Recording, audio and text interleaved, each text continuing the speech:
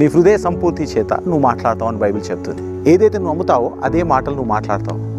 ఏదైతే నువ్వు మాట్లాడతావో అదే నీ నమ్మకమై ఉంటుంది. కాబట్టి మనం ఏమి మాట్లాడుతున్నా జాగ్రత్తగా మాట్లాడాలి.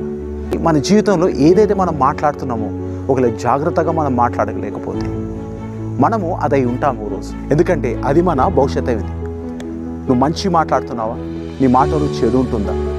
నువ్వు నెగిటివ్ మాట్లాడుతున్నావా, పాజిటివ్ మాట్లాడుతున్నావా, మంచి మాట్లాడుతున్నావా, చెడు అసలు ఏం మాట్లాడుతున్నావు మన జీవితంలో?